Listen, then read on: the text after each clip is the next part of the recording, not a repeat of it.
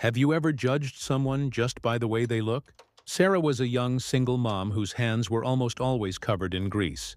She was a brilliant mechanic and the proud co-owner of a small auto shop.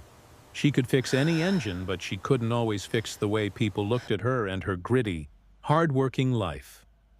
One sunny afternoon, a gleaming luxury car sputtered to a stop right in front of her garage. Behind the wheel was Eleanor, a wealthy woman who was about to learn that a person's value has nothing to do with the clothes they wear or the dirt under their fingernails. What happens when these two worlds collide? The answer might just surprise you. Before we continue the story, we would love to know where you are watching from. Please let us know in the comments so we can bring you more stories that resonate with people all around the world. And don't forget to hit that subscribe button so you never miss what's coming next.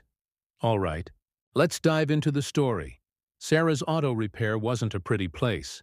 It sat on the edge of town, a simple one-story building made of concrete blocks.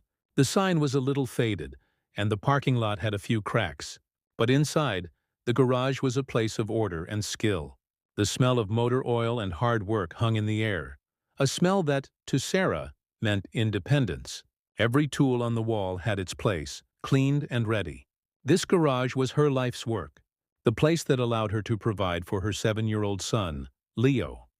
On this particular Tuesday, Sarah was underneath a pickup truck tightening a bolt when she heard the unmistakable sound of an expensive engine dying.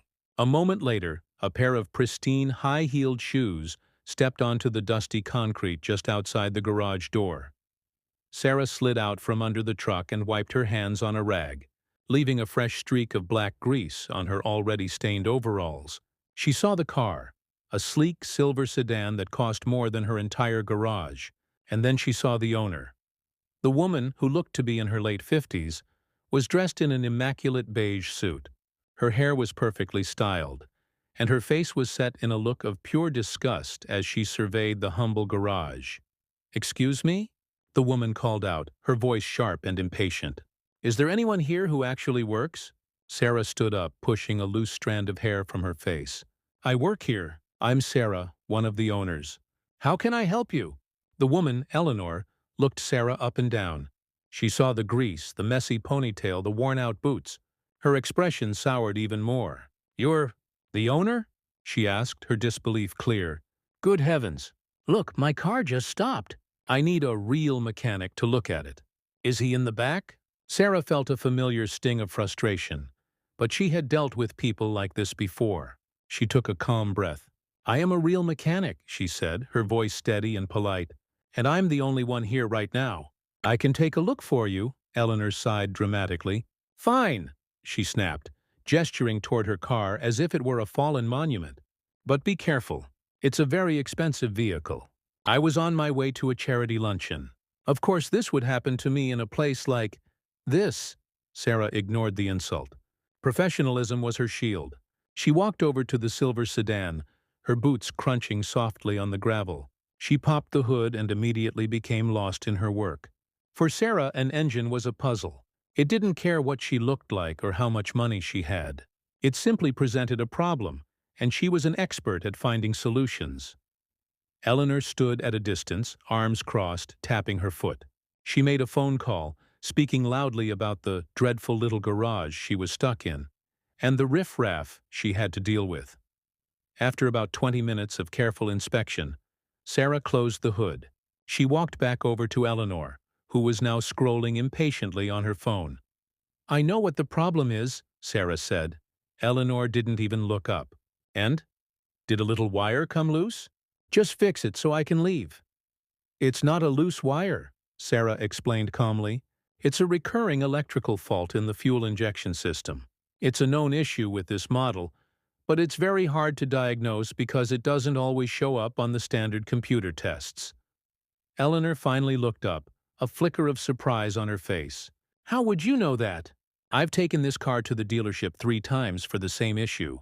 They kept it for a week last month and said they fixed it, but they never found the root cause. They were probably just resetting the computer," Sarah said. "That's a temporary fix. You have to replace a specific sensor and then recalibrate the entire system. It's a tricky job, but I can do it."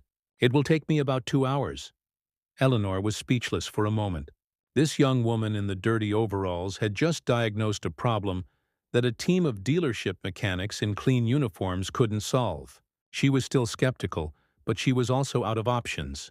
"Very well," she said, her tone slightly less arrogant. "Fix it." True to her word, 2 hours later, Sarah had the car running perfectly. She even took the time to clean the engine block, leaving it looking as pristine as the rest of the car. Eleanor returned from a walk she'd taken to a nearby cafe. She heard the smooth, powerful hum of the engine and her eyebrows shot up. "It's done," Sarah said, wiping her hands one last time.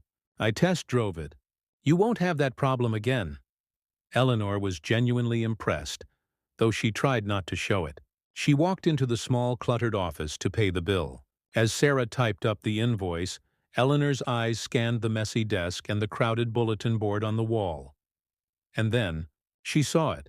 Tucked between a calendar and a supplier's business card was a small framed plaque. It wasn't fancy, just simple dark wood and a little brass plate. Eleanor leaned in to read the engraving. It said, "The Haven Women's Shelter presents this award to Sarah's Auto Repair for outstanding service and dedication to our community. Your generosity keeps our women safe on the road to a new life." Eleanor froze. Her perfectly composed expression crumbled. The blood drained from her face as she read the name of the shelter again. The Haven. She wasn't just a donor to the Haven. She was its founder, its primary benefactor. The shelter was her late husband's legacy, the most important thing in her life. She spent every week there, organizing fundraisers, helping the women, the very women who depended on the shelter's old, unreliable vans. Her voice was barely a whisper. "The Haven. You work with them?" Sarah looked up from the computer, surprised by the sudden change in Eleanor's tone. "Oh yeah," she said softly. "We've been servicing their vans for a few years now. We do all the repairs for free. Getting away from a bad situation is hard enough. The last thing those women and their children need is to be stranded by a broken-down vehicle." Eleanor stared at Sarah, truly seeing her for the first time. She didn't see grease or old clothes. She saw strength. She saw kindness. She saw a woman who, despite having her own struggles, dedicated her time and skill to helping others in the most practical, meaningful way. And she felt a wave of shame so powerful, it made her dizzy. She remembered her cruel words. A real mechanic. Riff-raff. Sarah handed her the bill, but Eleanor just looked at it, her eyes filled with tears. I had no idea," Eleanor stammered. Sarah gave her a small, knowing smile. A sad smile. "It shouldn't matter who I am or what I do for charity," she said gently.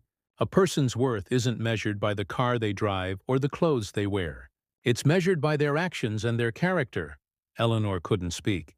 She took out her checkbook and wrote a check, not just for the amount on the bill, but for 10 times that amount. She pushed it across the counter. "This is for the repairs," she said, her voice thick with emotion. "And the rest is a donation. For the shelter's vans. Please, make sure they have everything they need." Sarah looked at the check, her eyes wide. "Eleanor, this is too much." "No," Eleanor replied, shaking her head. "It's not nearly enough." She turned and walked out of the garage, leaving in her perfectly repaired car. But this time, she drove away with a heavy heart and a lesson she would never forget. Back in the garage, Sarah looked at the check, then at the plaque on the wall. She smiled, a genuine, tired, and proud smile. Today, she had not only fixed a car, but she had also, perhaps, helped to fix a broken perspective. And that felt like the most important repair of all. And that was the story of Sarah and Eleanor. It's a powerful reminder that there is always more to a person than what we see on the surface. True character is found in our actions when no one is watching. We'd love to hear your thoughts. Let us know in the comments.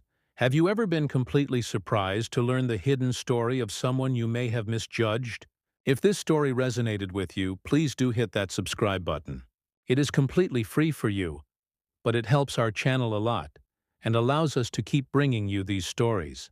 Thank you so much for watching. Have a beautiful day.